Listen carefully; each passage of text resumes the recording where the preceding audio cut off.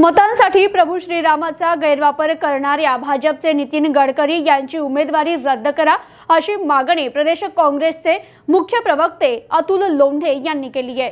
भारतीय जनता पक्ष सर्व कायदे धाब्यावर बसवून सातत्याने आचारसंहितेचा भंग करत आहे।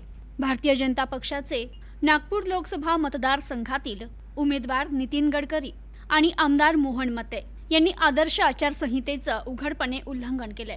मतदारांवर प्रभाव टाकण्यासाठी भगवान श्रीरामाच्या पोस्टर वापरून आचारसंहितेचा भंग केल्याने गडकरी यांची उमेदवारी रद्द करा अशी मागणी प्रदेश काँग्रेसचे मुख्य प्रवक्ते अतुल लोंढे यांनी केली। राज्य निवडणूक अधिकारी यांनी लिहिलेल्या पत्रात अतुल लोंढे म्हणतात, नितीन गडकरी यांनी प्रचार मोहिमेत धर्माचा आधार घेत मतदारांवर प्रभाव टाकण्याचा प्रयत्न केलाय। प्रचारादरम्यान भगवान श्रीराम यांचे पोस्टर्स वापरले गेले, ज्यामुळे निवडणूक आचारसंहितेचे उल्लंघन झालंय। भाजपचा हा प्रकार अनैतिक असून धार्मिक मतदारांचे ध्रुवीकरण करणारा आहे। भाजपनं या पोस्टरचा वापर काँग्रेस पक्षाविरुद्ध द्वेष पसरवण्यासाठी केला। भाजप आणि नितीन गडकरी यांनी केलेला हा प्रकार आदर्श आचारसंहितेचे उल्लंघन करणारा असून निवडणूक आयोगाने तात्काळ त्यांची उमेदवारी रद्द करणं आणि भाजपवर योग्य दंड ठोठावण्यासह त्वरित कारवाई करावी।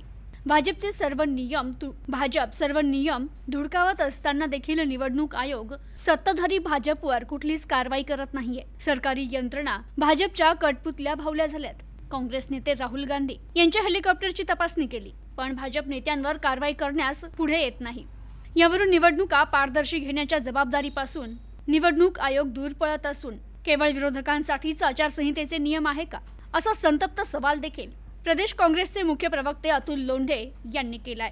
प्रतिनिधी अनुभव भागवत, न्यूज टुडे 24, मुंबई।